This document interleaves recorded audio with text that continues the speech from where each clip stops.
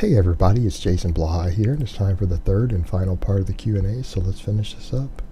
Alright, first question.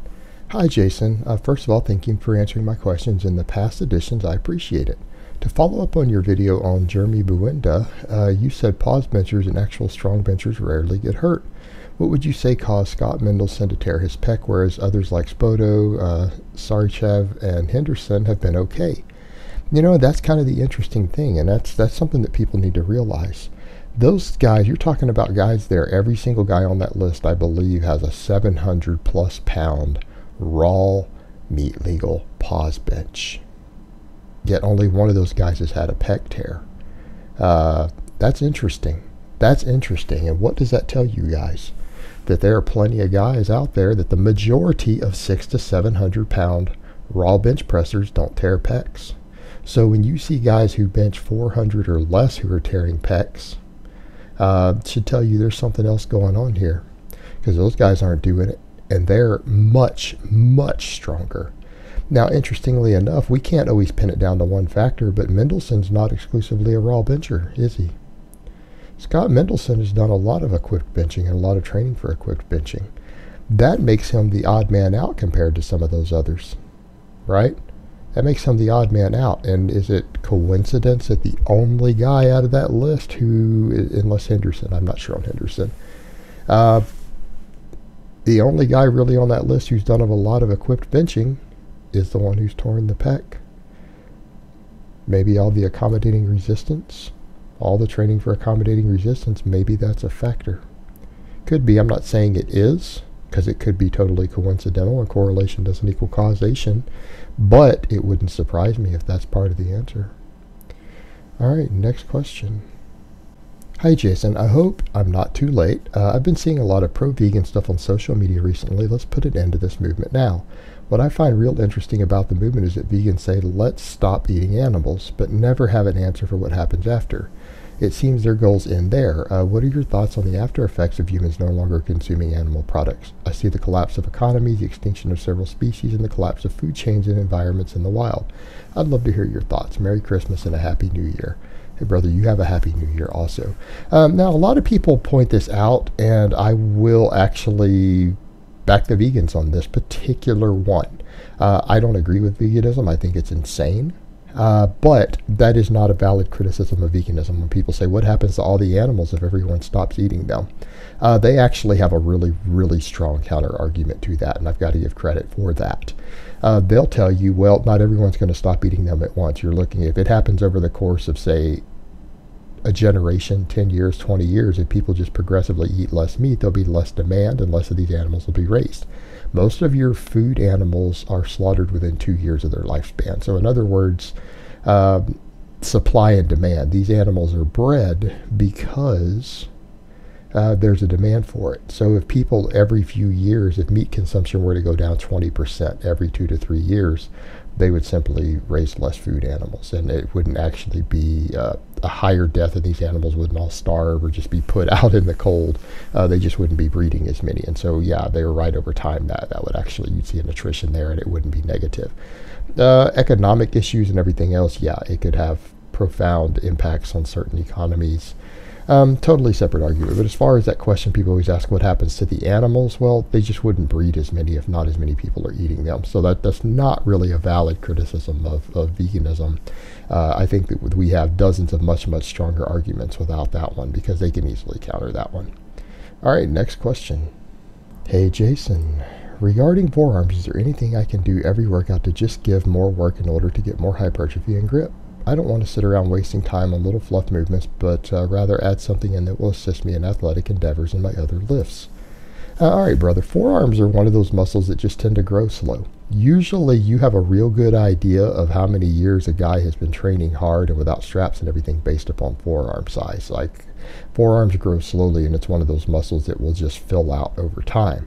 I do get asked out when people see me turn my arm to the side and stuff, what do I do for my forearms? I do lots and lots of pulling without straps. I don't own a pair of straps. Quite frankly, that's probably the best thing you can do. And if you want to just make your forearms look thicker, you want to add some more work because you want bigger, thicker forearms. You're already pulling a lot of volume without straps. Do some hammer curls. Hammer curls will help bridge that gap a little bit further as far as what you're trying to get out of it. But, you know, the truth is I even know a bodybuilder, top NPC guy, here in Houston who is a coach, and he even tells bodybuilders, look, lose the straps. You're going to have bigger arms and bigger radial brachialis and all of that if you just do all your pulling without straps. They're not helping you as a bodybuilder. And that guy has big-ass forearms too. So just throwing that out there for people who are just shooting for a bigger, thicker overall forearm. Lose the straps and maybe do some hammer curls. It'll sort you out. All right, next question. Hey, Jason.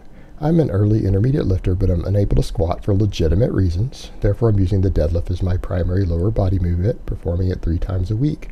I am wondering if this is too often since it's so taxing on the CNS. For the specifics, I am following the Texas method, but I'm using the deadlift in place of the squat, with the volume lowered to 3x5 on Monday and 1x5 on Wednesday. This one's easy, brother. This one's easy. All right, you're worried about that with the deadlift. Look, if you can't squat, but you still want to do other movements, because you've got some medical issue that stops you from squatting. Are you able to do trap bar deadlifts? If the answer is yes, I would go ahead and rotate in the squat for the trap bar deadlift, right? Do the trap bar deadlift, and then maybe to get a little more lower body development, do some push pressing instead of just straight strict pressing. It will probably help you out as far as balancing that overall strength for someone who's unable to squat. And I'm pretty sure that'll fit in nicely into the Texas method as far as their setup goes. I think it'll work out just fine. But, you know, by that same token, the Texas method isn't a lot of volume. That's one of the biggest criticisms against it, is that maybe it isn't quite enough volume. So the fact that you're using the deadlift there, another thing you could look at is just see how you're recovering from it. And if it isn't burying you and you're able to progress using the deadlift there in that place, that's a relatively forgiving program. You might be okay anyway. So really you could kind of look at it each way and see what you want to do with it. Again, depending on how much lower body development you're willing to sacrifice to not squat and try to use other variations. All right, next question. Hey, coach. Do you recommend to jump on more advanced programs? At this post, I'm 5'7", 68 kilos. My lifts are 120 kilogram squat, 5x5, deadlifts 175x3, and benches around 70 times 6 since I don't really focus on my bench. My point is I don't really want to gain weight.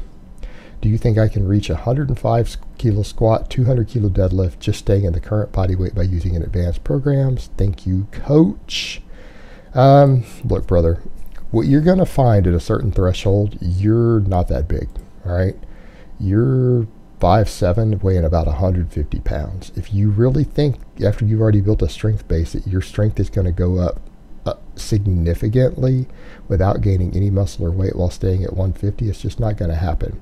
The guys you see who have tremendous lifts while weighing 150 usually have leverage advantages, and they are genetic outliers. All right, the vast majority of people, 95% of guys weighing 150, are going to stall on their strength gains and maybe gain over the next 3 or 4 years if you've already built a base. And it sounds like you've built a base already for 150. It could take you 5 to 10 years of training while staying at that body weight to get to the goals you want to reach. Like, you might only see a 10% increase on your lifts over the next 3 years if you're not willing to gain a little bit of weight and muscle mass. Genetic freaks and genetic outliers are able to bypass that. You're probably not one of them. All right, next question.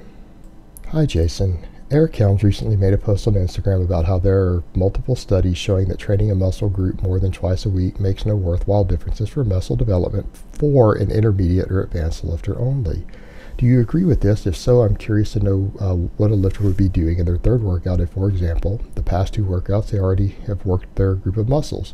What's the point of a third workout? Thanks. The point of a third workout has to do with spreading out your training volume over the week.